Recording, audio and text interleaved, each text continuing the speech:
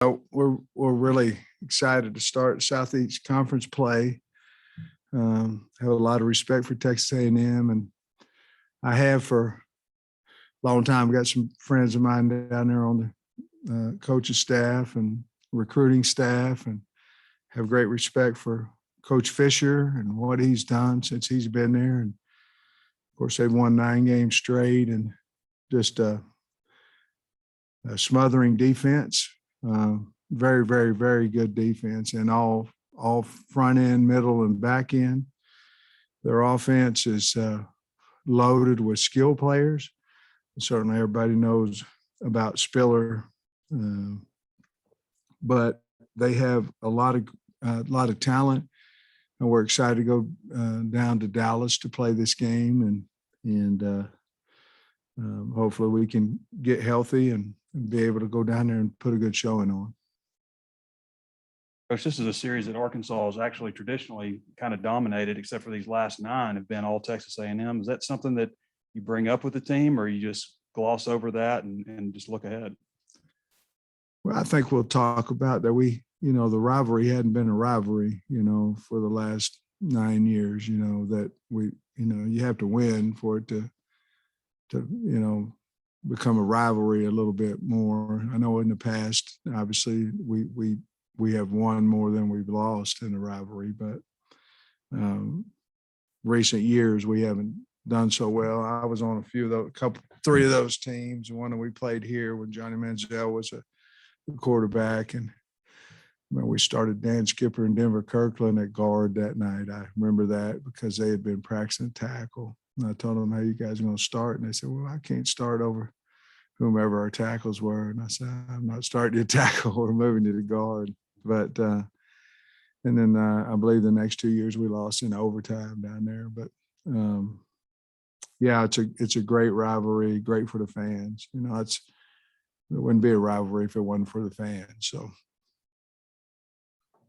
they were struggling offensively in the Colorado game 2 weeks ago, and then Calzada came in and led them to the win. What did you see from him from that game to the next game, what they did with him? Well, he's playing with more confidence. He's more accurate with the ball. They're protecting him better. Seemed like the routes are crisper. I think he's got belief. The wide receivers, tight end has belief in him. You can kind of see it. However, I really liked New Mexico on defense. They flew around to the ball, played extremely hard, but as well as Colorado. But I think it's just that the second game he had a little more confidence. Looked like he was throwing the ball in rhythm a little bit better, and I think he's a fine quarterback. He wouldn't be at A&M if he wasn't.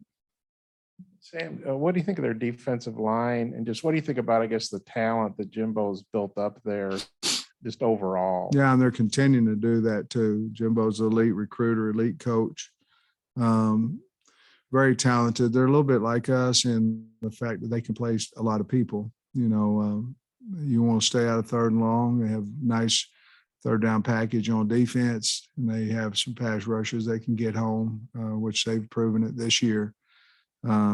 So we're gonna have to do a good job on 1st down, trying to stay out of 3rd and long, and we have to have a really good package on 3rd and long if we're in it. You can't just go, well, we're not going to get in it, and then next thing you know, it's 3rd and 10. We have to prepare to stay out of it, and then if we get into 3rd and long, we have to be able to convert, and it's hard to do because they have a nice 3rd down package. Coach, I've seen some Arkansas games shift, the momentum shift on kickoff returns. How much has Vito meant to you guys this year? He's unbelievable. I mean, he's not on scholarship. I've certainly talked to him about that and things. We can retro it back if we decide to go that route. But, it's easy to sit here and go, I'm not going to put a kickoff guy on scholarship. But whenever he goes out there and kicks it out of the back of the end zone, you're going, man, how much is this worth? And it's worth a lot. So we've had those conversations, but the way he's kicking the ball is tremendous for us, and it takes the return game out of it, and we're doing a better job. I think we averaged 43 yards a net in punting last week, and with no return yards, and so we've got to continue to do that. Coach, Tyson Morris is less than 10 yards away from a career high in yards in a season. You're just going into week 4. Why do you think things are clicking so well with him right now? He's better, would be the easiest and the simplest and the truth. He's just a better football player. He's played better this year than you can ask him, but probably ever in his career.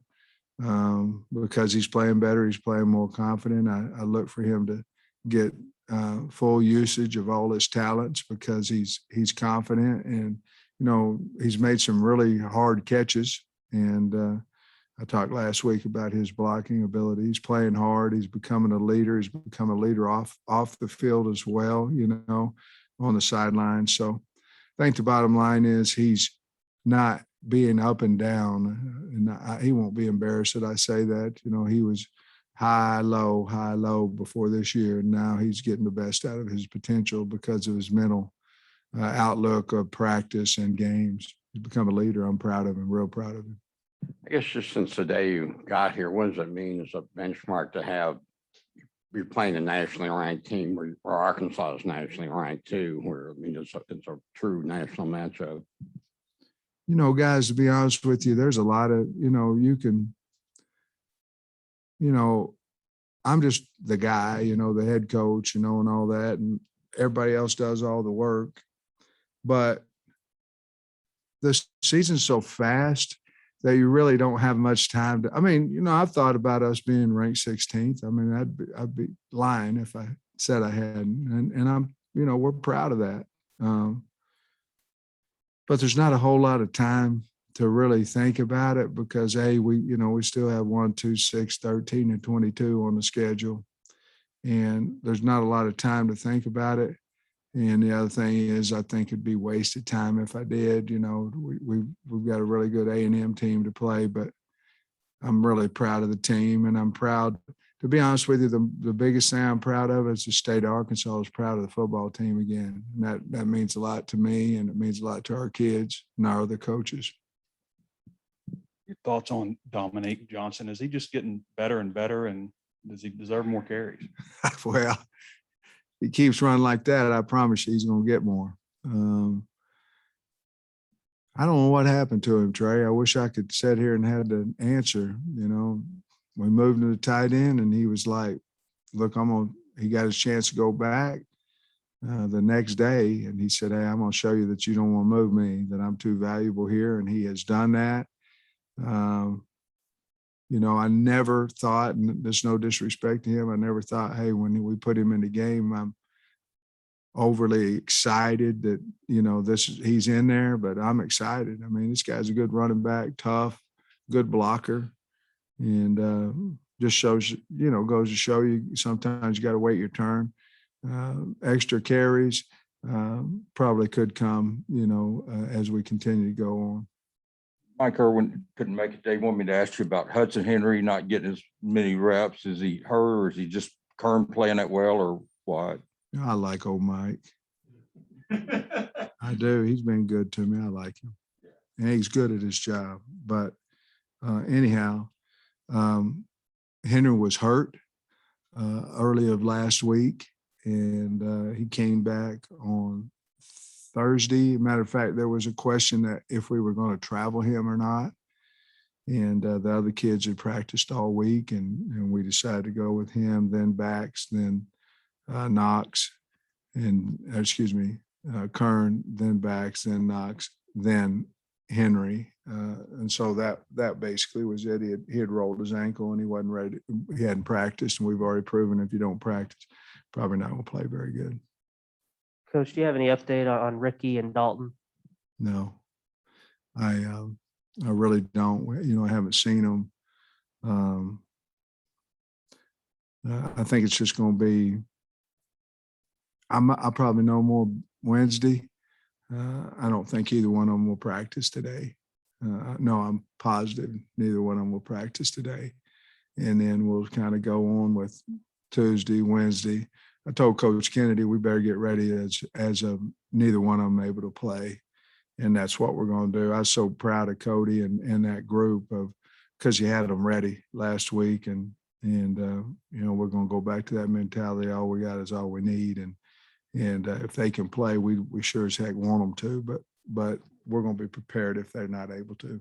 Along those same lines, where does Ty Cleary practice during the week? You played him at 3 different spots. I mean, what's that look like for him? He gets action at all three of those spots. You know, his least amount of probably reps is at right tackle. He gets those in one-on-one pass pro. You know, there's certainly a big difference of playing tackle and playing a guard. But if you keep him on the same side, a lot of the run game is similar. You know, I'm talking about fits. If you can fit an A block, you can fit a B block, so forth.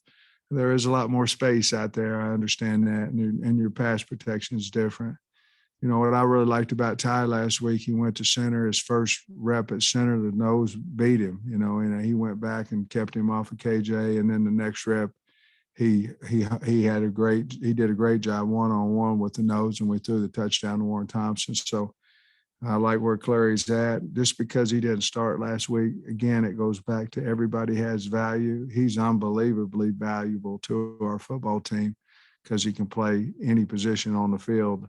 And he didn't accept it because that's not the word, because he's still fighting to start, you know.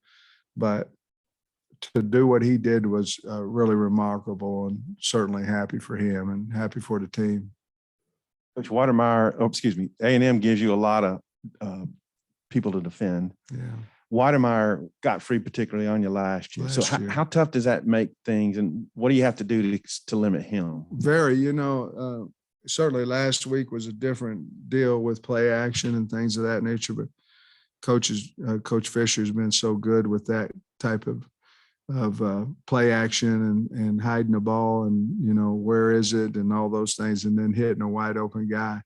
Last week, guys got behind us. That was one of our things that we needed to clean up. I understand it was off the option, but it still has the same principle as play action. And so we're going to know where he is. He's a wonderful player. You know, he hurt us big time last year. Much respect for him. He's one of the better tight ends in the country. Hey, Sam, I think after Rick came out for most of the second half, Myron was the only guy who was at the spot that he'd started the game at until you started substituting because you wanted to substitute late. Yeah. And what does that say about the versatility? And if that's the group you have to go with, how good is it to, on Saturday, how good is it to have this week to have those guys mesh? Yeah, I would think you know, I'm not speaking for Coach Fisher, but you know, the more game time the quarterback gets, you know, the better off he's going to be. And that's the same way with last week. If we're going to have to go with the same line that we did last week, with them getting in there and getting at least a half of football together, is going to be big for us, as well as this week of practice. But you guys know, and I know that, you know, prepare for practice, but the speed of the game and all those type things, even though we go good on good, it certainly changes on a Saturday afternoon. So I thought it was good to see them against some good players on last Saturday on Georgia Southern, because Georgia Southern had some good D linemen. You mentioned you had some. Oh, go ahead, George. You mentioned you had some connections with some guys on the staff at Texas A&M. Who I was curious who those were. Marshall Malkow is a recruiting coordinator, and he was with us at Georgia. And James Coley is their tight end coach, and he was our offensive coordinator when we were at Georgia. Both very dear friends of mine, great people. So looking forward to seeing them. Coach, a quarter through the season, what have you learned about your team, and has anything surprised you?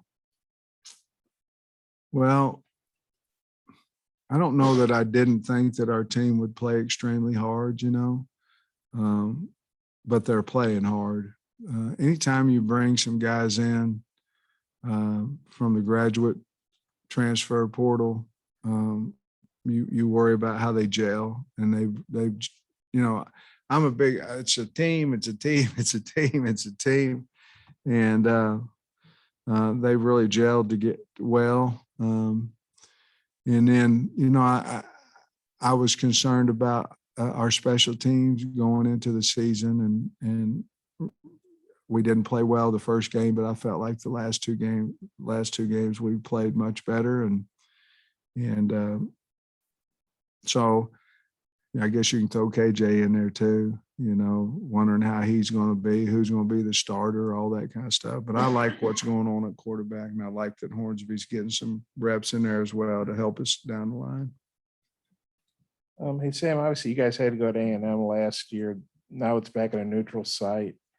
How do you feel about that? And I know there's obviously still years left on the contract. Jerry Jones obviously is a huge booster and it means a lot to this program. How do you feel about having to go to A&M and then you don't get them in favor? Yeah, I don't feel great about it, to be honest with you. I mean, I get the situation, I understand last year. But, going over there and then going neutral, to me, go over there, but we're in a contract. I understand that, if you really look at our situation over the next 5 games, we have 3 home games and we play in this stadium once, in the next 5 games. And, I believe that if we're in this stadium, we're hard to beat because of our fans. And so, listen, everybody else think I know Coach is throwing out excuses. No, I'm not. We ain't played a game yet.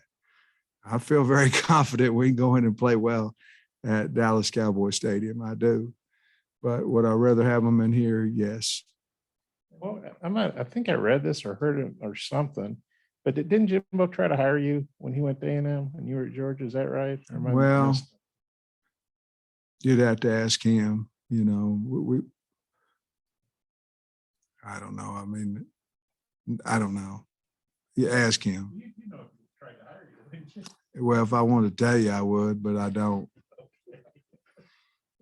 The series is trying to ask you about the series, but the 2014 game in particular, how does that one sit with you? Because I think of all of them during this time, that one might have been the most frustrating. Well, I'm not positive. I think if we don't get the penalty, I think it's a 3-score game at that point, and it's late, not late, but it's later. I'm not positive. If it's not in the 3rd or maybe early 4th.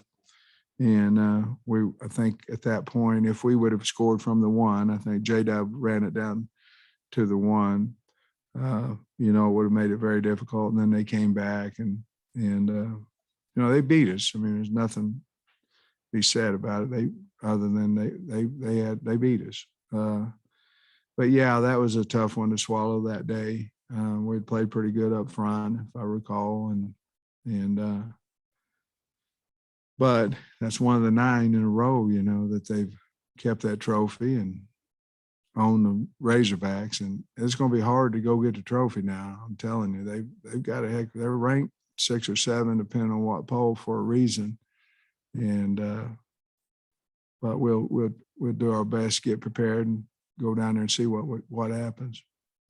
Coach, I'm curious what you've thought of Traylon Smith's play through 3 weeks, and how's he done kind of as the leader in that tailback? I think he's playing extremely hard. He's playing beat up. He's had some different injuries, toe, some other things. He's had some different injuries, but I don't think he's been healthy yet. He is an inspiring guy in that room and on our team, and we need him to, get healthy. We need him to be a strong leader on our football team. That's what he's doing. But he's just been a little beat up this year. He's played well. He's just been a little beat up. Coach, you made a point after the game to mention you were glad to see Slusher get out there. Is he just now getting kind of healthy? And is he a guy that can maybe see his role expand as the season goes on? I think Miles Slusher can be almost as good as anybody we have, on defense. And I do. He just has been injured. I mean, he's not playing right now on even any special teams because he's been injured, and this guy's got a lot of value for us. I just hoping that he can get healthy, stay healthy. He's healthy now, stay healthy. Because last year it was a high ankle, and then, this year it's some type of ham, quad, whatever it may be. And if he can get healthy, he's a really good football player, and I think all of you will see that.